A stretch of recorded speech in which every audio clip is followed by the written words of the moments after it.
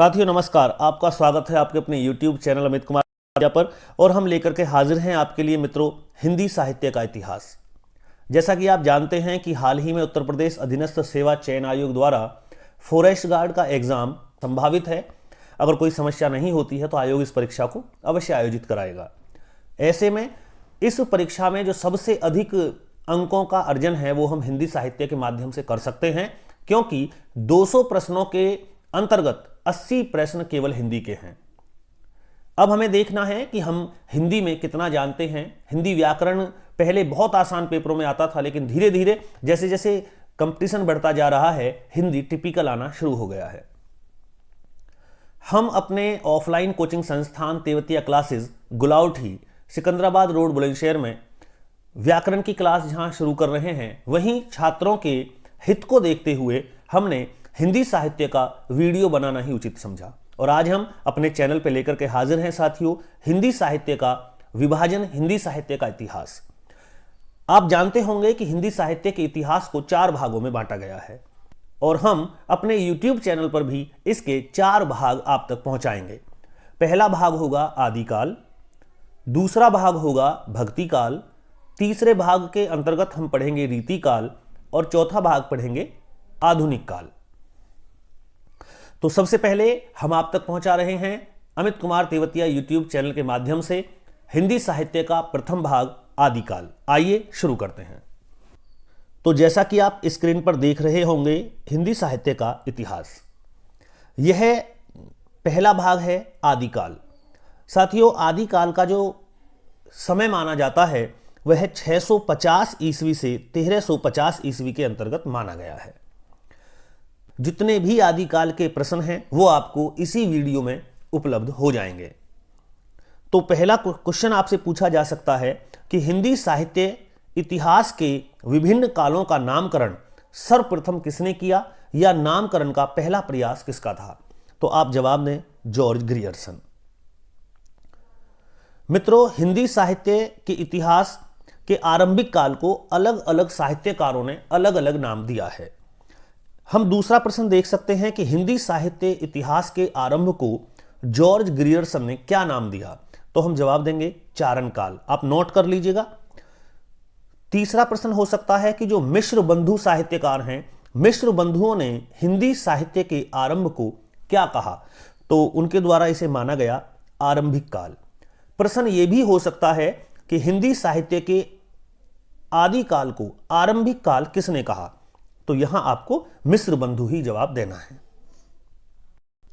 चौथा प्रश्न यदि आपसे पूछा जाए कि महावीर प्रसाद द्विवेदी के अनुसार हिंदी साहित्य का आरंभिक समय क्या कहलाया? साथियों यह रहा बीज वपन काल।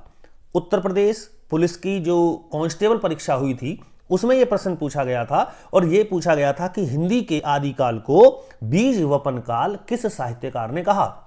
ऑप्शन थे आचार्य रामचंद्र शुक्ल, मिश्र बंधु, जॉर्ज ग्रियर्सन या महावीर प्रसाद द्विवेदी। तो हमारा सही जवाब है महावीर प्रसाद द्विवेदी, क्योंकि इन्होंने ही हिंदी साहित्य के आरंभिक काल को बीज वपन काल कहा है। आइए आगे देखते हैं। पांचवा प्रश्न है आचार्य रामचंद्र शुक्ल के अनुसार आरंभिक काल को माना गया। यह सबसे प्रसिद्ध है आदिकाल या वीर गाथा काल। हिंदी साहित्य में आदिकाल का नाम ही प्रचलित है, इसे आदिकाल नाम दिया आचार्य रामचंद्र शुक्ल ने। नेक्स्ट देखें, राहुल संकृत्यायन के अनुसार प्रारंभिक काल को कहा गया है। मित्रों इसे कहा गया है सिद्ध सामंत काल। आप नोट करते रहें, प्रश्न या तो साहित्यकार के नाम के साथ पूछा जाएगा या आरंभिक काल के नाम के साथ पूछा जा सकता है कि हिंदी साहित्य के आरंभिक काल को सिद्ध सामंत काल किसने कहा? तो फिर आप जवाब देंगे राहुल संकृत्यायन ने। सातवां प्रश्न है राम कुमार वर्मा के अनुसार प्रारंभिक काल को क्या कहा गया? तो राम कुमार वर्मा ने कहा है संधि काल या चारण काल। आचार्य हजारी प्रसाद द्विवेदी के अनुसार भी आरंभिक काल को आदिकाल ही माना गया है। और यदि 9वां प्रश्न देखें अब, तो प्रश्न संख्या 1 से लेकर 8 तक तो केवल यह है कि हिंदी साहित्य के इतिहास को किस साहित्यकार ने क्या नाम दिया है। आप केवल जब नोट्स बनाएं तो आप यह भी बना सकते हैं कि आचार्य रामचंद्र शुक्ल, सामने लिख दिया आदिकाल, राहुल शंकरत्यायन, सामने लिख दिया सिद्ध सामंत काल। रामकुमार वर्मा, सामने लिख देंगे संधि काल। आप इस प्रकार से भी अपना नोट्स और भी छोटा तैयार कर सकते हैं। परंतु जो 9वां प्रश्न है, यहां से आदिकाल के जो अंतर्गत बहुत सारे प्रश्न आते हैं वो शुरू होते हैं। प्रश्न है कि आदिकाल में 3 प्रमुख प्रवृत्तियां कौन सी थीं? तो यह धार्मिकता, वीर गाथात्मकता और श्रृंगारिकता। अर्थात आदिकाल का जो साहित्य था उसमें किसकी प्रधानता रही, उसमें किस प्रकार के साहित्य की रचना हुई, जो आदिकाल के साहित्यकार थे उन्होंने क्या विशेषता रही है, किस प्रकार का साहित्य लिखा है। तो मित्रों, उनके साहित्य में धार्मिकता की प्रधानता थी, वो धर्म को लेकर लिखा। वीर गाथात्मकता, अपने राजा की वीरता का वर्णन उन्होंने किया, जैसे आप रासो साहित्य पढ़ेंगे। और श्रृंगारिकता, उन्होंने वहां प्रेम की कहानियां लिखी हैं, राजकुमारी की और राजकुमार की, अपने राजा की प्रेम कहानियां लिखी हैं जिसमें श्रृंगार का वर्णन उच्च रूप से उन्होंने किया है। आइए आगे देखते हैं। प्रश्न संख्या 10 देखिएगा। प्रबंधात्मक काव्य रचना के उदाहरण हैं। तो पहला उदाहरण है रासो काव्य, फिर है कीर्ति लता, कीर्ति पताका आदि।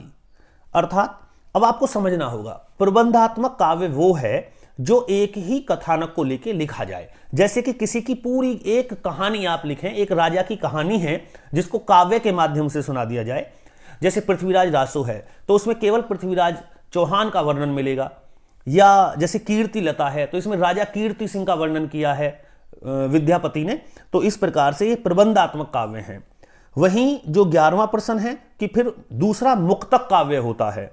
मुक्तक काव्य में अलग अलग छोटे छोटे दोहे हैं, अलग अलग पद हैं, या भिन्न भिन्न कोई ऐसी कविता है जो हमने अलग छोटे छोटे मुक्तकों के रूप में या 4-4 लाइन के छंदों के रूप में लिखी है, तो उसे मुक्तक काव्य कहा जाता है। तो यहां मुक्तक काव्य रचनाएं जो हैं, जैसे पहेलियां, मुकरियां, ये अमीर खुसरो की बहुत प्रसिद्ध हैं। सिद्ध नाथों की रचनाएं, पदावली आदि सभी मुक्तक काव्य के उदाहरण हैं। 12वां प्रश्न छात्रों, हम देख सकते हैं कि आदिकाल में 2 प्रमुख शैलियां मिलती हैं। अर्थात जो साहित्य की रचना थी वो 2 भाषाओं में हुई, एक डिंगल और एक पिंगल। ये क्या है?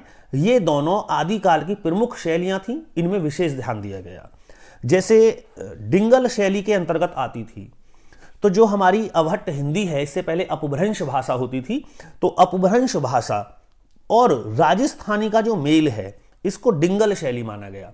अच्छा, अगर आपसे पूछे कि डिंगल और पिंगल शैली में अच्छी कौन सी है, तो पिंगल शैली।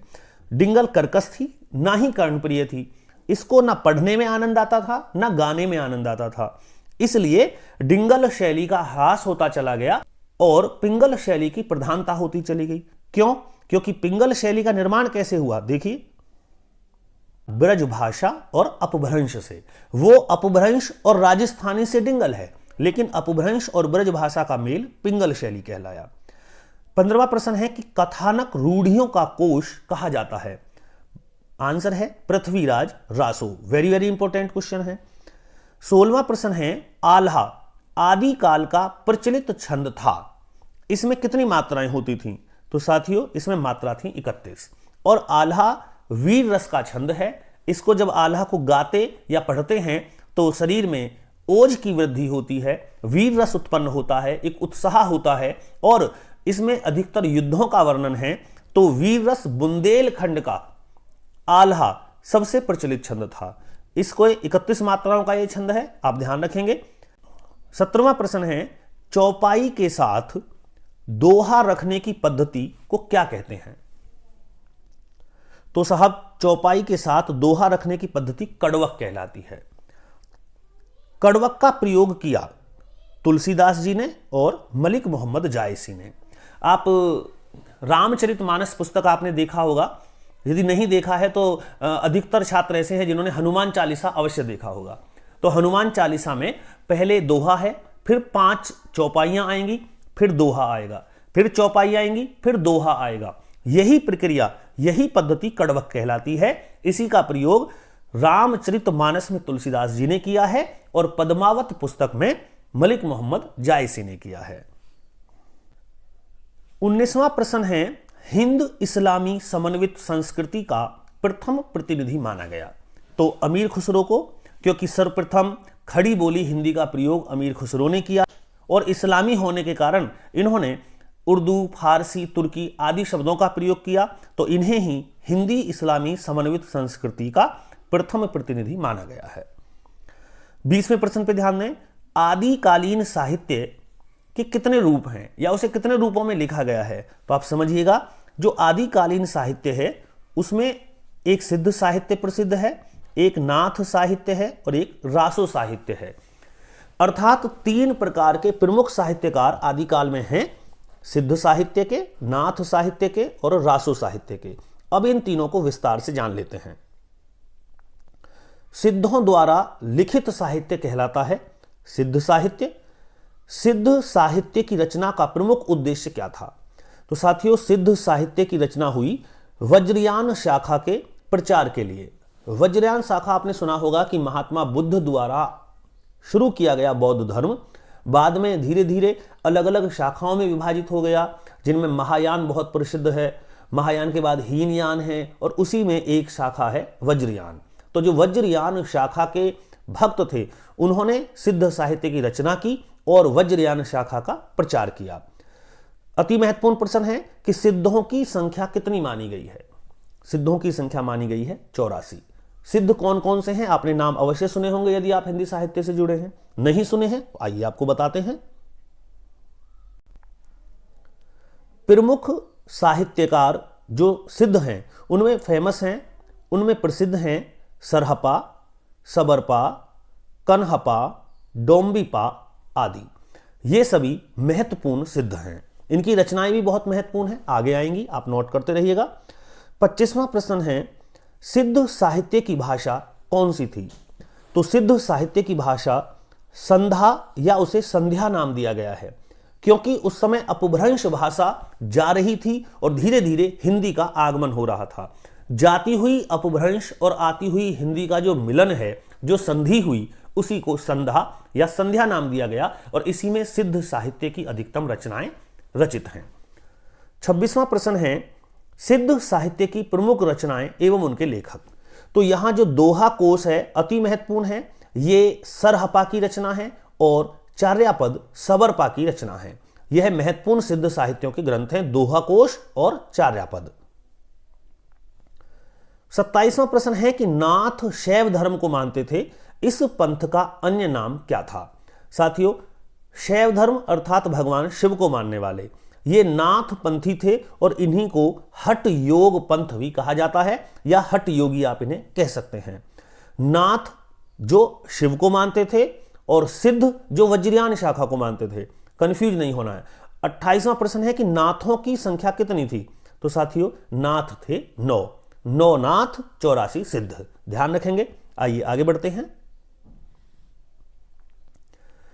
क्वेश्चन नंबर 29 देखिएगा कि 9 नाथों में प्रमुख थे आदिनाथ, जलंधरनाथ, मच्छंदरनाथ, गोरखनाथ आदि। ये प्रसिद्ध नाथ हैं। इनकी कथा हम अक्सर हिंदू धर्म में सुनते हैं, घर में पाठ भी कराया जाता है। गुरु गोरखनाथ का जहर बाबा का पाठ होता है तो उसमें गोरखनाथ की कथा आती है। इनमें जो आदिनाथ हैं ये बिल्कुल आरंभ में रहे हैं, इन्हें ही भगवान शिव भी कहा जाता है। 30वां प्रश्न है कि नाथों की प्रमुख रचनाएं और लेखक। तो साथियों, नाथों में जो रचनाएं हैं वो अन्य किसी नाथ की नहीं मिली हैं, वो केवल गोरखनाथ की रचना है, जिनमें नाथ शब्दी, पद और प्राण संकली ये 3 रचनाएं अति प्रसिद्ध हैं जो गोरखनाथ ने लिखी हैं। तो नाथ साहित्य की यही रचनाएं हैं। और जैसे अभी आपने पिछली स्लाइड में देखा है, जो सिद्ध साहित्य की रचनाएं दोहा कोश और चार्यापद थी। यहां हम 31वां प्रश्न देखते हैं। रासो काव्य को 3 भागों में बांटा गया है। रासो काव्य में वीर गाथात्मकता अर्थात जिनमें वीरता का वर्णन हो, श्रृंगार्थ अर्थात जिनमें श्रृंगार या प्रेम का वर्णन हो, और एक धार्मिकता अर्थात जो आदिकाल की तीनों प्रमुख प्रवृत्तियां हैं वो रासो साहित्य में मिलती हैं। 32वां प्रश्न है कि वीर गाथात्मक रासो काव्य कौन कौन से हैं? मित्रों, पृथ्वीराज रासो, हमीर रासो, परमाल रासो, खुमान रासो आदि ये वीर गाथात्मक रासो काव्य हैं। इनमें राजा की वीरता का और प्रेम का वर्णन किया गया है। यदि हम केवल ये देखें कि श्रृंगारिकता को लेकर के लिखे गए काव्य, तो उनमें बिसल देव रासो और संदेश रासक अति प्रसिद्ध हैं। आइए आगे देखते हैं। 34वां प्रश्न है, जो अभी हमने रासों पढ़े हैं कि इनके रचनाकार कौन कौन हैं, तो आप कॉपी पे लिख लेंगे। पृथ्वीराज रासों की रचना की चंद्रवरदाई ने। चंद्रवरदाई पृथ्वीराज चौहान के मित्र भी थे, उनके राज कवि भी थे और उनके सेनापति भी थे। और चंद्रवरदाई ने ही पृथ्वीराज रासों की रचना की। और मित्रों, आप जानकर के आश्चर्य करेंगे कि पृथ्वीराज चौहान के साथ ही मोहम्मद गौरी के साथ युद्ध में, जो तराइन का दूसरा युद्ध 1192 में हुआ, उसमें ही चंद्रवरदाई ने भी अपने प्राण त्याग दिए थे। बिसलदेव रासों की जो रचना है वो नरपति नाहलाने की, परमाल रासों की रचना जगनिक ने की। अच्छा, यहां आपको यह बताना अति आवश्यक है कि अगर आपसे पूछा जाए कि आल्हा खंड किस रचना से संबंधित है, तो मित्रों परमाल रासों की जो है पूरी पुस्तक अभी तक नहीं कहीं मिली है। परमाल रासों में एक छोटा सा केवल भाग मिला है जिसे हम आल्हा खंड बोलते हैं, और आल्हा जगनिक द्वारा रचित परमाल रासों का ही भाग है। खुमान रासों की रचना दलपति विजय ने की है। विजयपाल रासो नलसिंह भाट ने लिखा, और हमीर रासों की रचना सांगरधर ने की है। आइए आगे देखते हैं। 35वां प्रश्न है, अमीर खुसरो का जन्म हुआ था। तो अमीर खुसरो का जन्म स्थान पटियाली है, लेकिन विवादित है कि एटा जिला है या कासगंज। तो यहां एटा या कासगंज उत्तर प्रदेश कोई भी हो सकता है, आप ध्यान रखेंगे। अमीर खुसरो का वास्तविक नाम अबुल हसन था, और अमीर खुसरो को यह नाम जलालुद्दीन खिलजी ने दिया था। जलालुद्दीन खिलजी दिल्ली में खिलजी वंश का संस्थापक था, जिसका भतीजा अलाउद्दीन खिलजी महत्वपूर्ण शासक रहा। 38वां प्रश्न है, अमीर खुसरो को जन्मदाता माना जाता है। यह प्रश्न यहां से 1 नंबर का कभी भी और अधिकतर पेपरों में आया है कि कव्वाली का जनक कौन है, या तराना गायन शैली की शुरुआत किसने की, या भारत में सितार या तबला का आविष्कारक कौन है। तो इन सब का एक ही जवाब है, अमीर खुसरो। यह भी प्रश्न हो सकता है, अमीर खुसरो की प्रमुख रचनाएं हैं। तो अगर साहित्य को लेकर के बात करें, तो साहित्य को लेकर के अमीर खुसरो की प्रसिद्ध रचना है खालिकबरी, पहेलियां और मुकरियां आदि। यह अमीर खुसरो की प्रमुख रचनाएं हैं। आइए आगे देखते हैं। प्रश्न संख्या 40 है, विद्यापति का जन्म हुआ। साथियों, विद्यापति हिंदी साहित्य में बाद में जन्म हुआ, बहुत बाद के कवि हैं, लेकिन रचनाओं के कारण उन्हें आदिकाल में स्थान मिला। तो विद्यापति का जन्म हुआ बिस्फी गांव है, मधुबनी जिला बिहार में। विद्यापति मैथिली कोकिल कहलाए, क्या कारण रहा? तो जैसा कि आप जानते हैं कि बिहार के क्षेत्र में मैथिली भाषा बोली जाती है, और विद्यापति ने अपनी प्रसिद्ध रचना पदावली, जो कि मुक्तक छंदों की एक रचना है, उसकी रचना मैथिली भाषा में की। इसीलिए विद्यापति मैथिल कोकिल कहलाए। वेरी वेरी इंपॉर्टेंट क्वेश्चन है, हिंदी साहित्य में मैथिली कोकिल के नाम से किसे जाना जाता है? आप जवाब देंगे विद्यापति को। क्यों जाना जाता है? पदावली रचना के लिए। यह भी हो सकता है कि विद्यापति की पदावली रचना किस भाषा में रचित है, तो हम जवाब देंगे मैथिली में। 42वां प्रश्न है, विद्यापति दरबारी कवि थे। तो साथियों, विद्यापति महाराजा शिव सिंह और राजा कीर्ति सिंह के कवि थे, और कीर्ति सिंह को लेकर ही विद्यापति ने अपनी रचनाएं रची हैं। आप आगे देखेंगे अभी। विद्यापति के अन्य नाम, विद्यापति को हिंदी साहित्य में अभिनव जयदेव, कवि शेखर और मैथिल कोकिल के नाम से जाना जाता है। वहीं विद्यापति की जो प्रमुख रचनाएं हैं, उनमें पदावली, जिसके लिए मैथिल कोकिल कहलाए, और कीर्ति पताका और कीर्ति लता दोनों अपभ्रंश भाषा की रचनाएं हैं। ध्यान रखें, पूछा जा सकता है कि अपभ्रंश भाषा की वे रचनाएं जो विद्यापति द्वारा रची गई, कीर्ति पताका और कीर्ति लता, ये अपभ्रंश भाषा में लिखी गई हैं, जबकि पदावली मैथिली भाषा में लिखी गई है। 45वां प्रश्न अति महत्वपूर्ण है, आदिकालीन अपभ्रंश साहित्य अर्थात हिंदी भाषा के उदय से भी पुराना जो अपभ्रंश भाषा में लिखा गया, तो सर्वप्रथम पौमचर्यु और अरिष्टनेमी चरित रचना स्वयंभू की है। महापुराण पुष्पदंत ने लिखा। भविष्यत कहा के रचनाकार हैं धनपाल। उपदेश रसायन जिनदत्त सूरी ने लिखा। परमात्मा प्रकाश और योगसार दोनों रचना जो इंदु की हैं, जबकि ढोला मारूरा दूहा की रचना कुशल लाभ ने की है।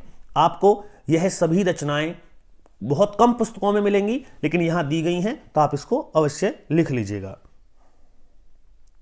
साथियों, हिंदी साहित्य का इतिहास में आदिकालीन साहित्य की वे प्रमुख रचनाएं जो जैन साहित्य से संबंधित हैं, उनमें भरतेश्वर बाहुबलिरास की रचना शालिभद्र सूरी ने की। बुद्धिरास की रचना भी शालिभद्र सूरी ने की। उपदेश रसायन रास जिनदत्त सूरी ने रचा। महत्वपूर्ण प्रश्न है शब्दानुशासन, जिसको आप हिंदी साहित्य का प्रथम व्याकरण ग्रंथ बोलते हैं, इसकी रचना हेमचंद्र ने की है। और शर्वकाचार की रचना देवसेन ने की है, जो हिंदी साहित्य की प्रथम पुस्तक मानी जाती है। तो मित्रों, हिंदी साहित्य के इतिहास का आदिकाल पूर्ण रूप से इन 46 बातों में समाहित किया गया है। अगर इनमें कोई बात रह गई है तो आप कमेंट्स के माध्यम से हमें बता सकते हैं। हम अपने ऑफलाइन कोचिंग संस्थान तेवतिया क्लासेस में क्लासें लेकर के ज्यादा व्यस्त हैं, इसीलिए वीडियोस कम आ रही हैं, लेकिन यह संपूर्ण आदिकाल आपको इस वीडियो में प्रोवाइड करा दिया गया है। आपसे आशा करते हैं कि आपको यह वीडियो पसंद आएगा। आपको वीडियो कैसा लगा अवश्य बताएं। और जो बच्चे तैयारी कर रहे हैं फॉरेस्ट गार्ड की या आगे किसी भी ऐसी परीक्षा की जिसमें हिंदी आती है, तो आप इस वीडियो को अपने उन मित्रों को भी शेयर करें। इसके बाद यह भाग 1 था। हम भाग 2 में बहुत जल्द मुलाकात करते हैं भक्ति काल को लेकर के। साथियों, चैनल को सब्सक्राइब कर लें और अपने दोस्तों को भी कहें कि चैनल सब्सक्राइब करें, ताकि हम और वीडियो आप तक पहुंचाते रहें। बहुत जल्द मैं अमित तेवतिया आपसे मिलूंगा भक्ति काल भाग 2 के साथ। जय हिंद, जय भारत।